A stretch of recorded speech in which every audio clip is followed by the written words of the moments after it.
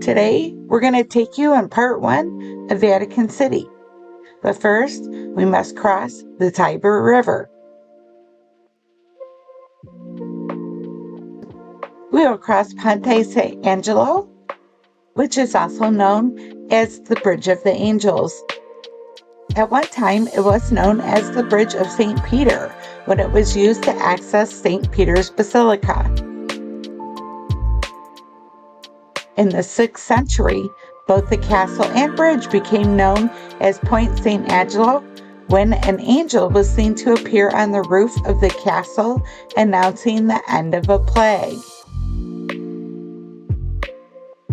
There are 10 angels on the bridge.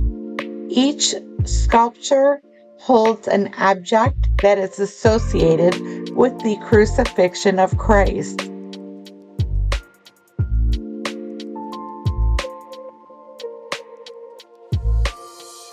Vatican City is very busy. The Vatican alone has over 25,000 visitors every day. Your best bet is to get a tour guide so you can bypass all of these long lines.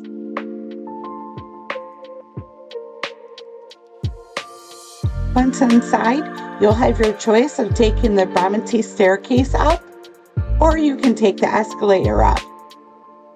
There are 2 staircases. The main purpose is to allow uninterrupted traffic in each direction.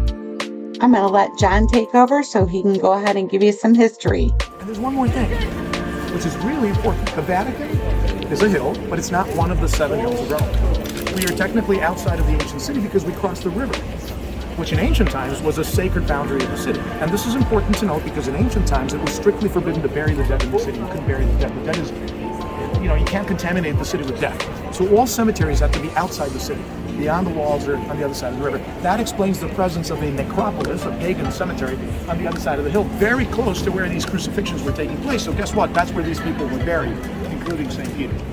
All right, so that's what makes this place important. This is where Peter died for his faith. This is where he was buried. Why is he important? You know this. He was one of the 12 disciples of Jesus, right? His real name was not Peter. You remember what his real name was? Simon Peter. That's his real name, Simon Bar-Jonah. Jesus gave him a nickname, called him Peter. You know what that means, Peter? Think of the word petrified. A piece of wood is petrified, it fossilizes, it becomes like a rock. Peter means rock. It comes from the Greek petros. On this rock I will build my church, the gates of hell will not prevail over it, I'll give you the keys to the kingdom of heaven. We read this in chapter 16, 19th verse of the Gospel of Matthew. When you read this text, you understand that Jesus is telling Peter, look, when I'm gone, you need to continue what we started. And that's why the Roman Catholic Church considers Peter the first pope. The Emperor Constantine the Great legalizes Christianity in the year 313. And now they can worship freely, and Constantine's going to start building churches. Guess what? He's going to build St. Peter's Basilica. One of the many churches he builds.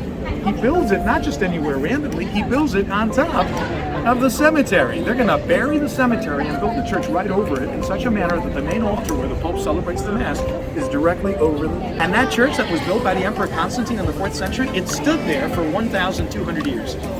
Between 1506 and 1626. So he's the spark, but this is not the project of one architect.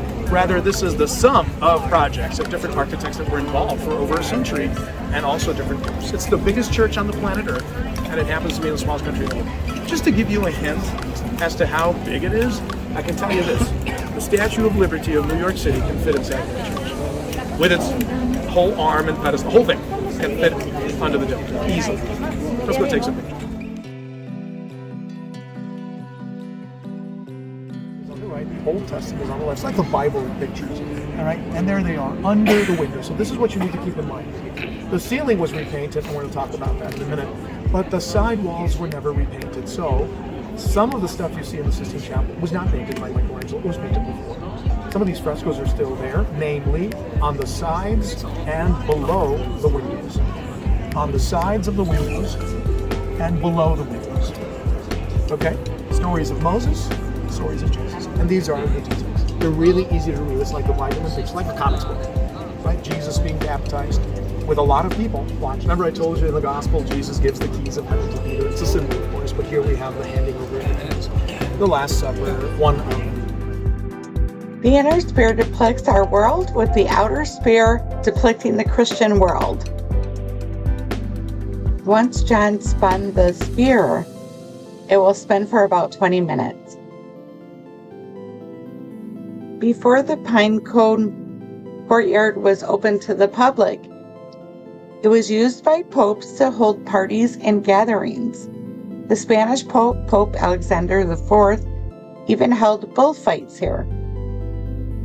Pope Leo X used the area as a living quarters for his pet elephant named Hanno.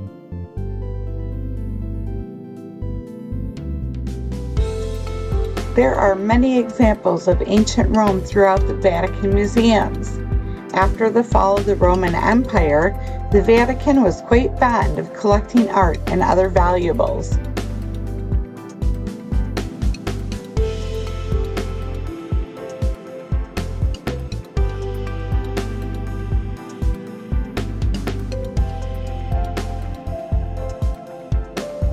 I hope you enjoyed part 1 of my Vatican tour.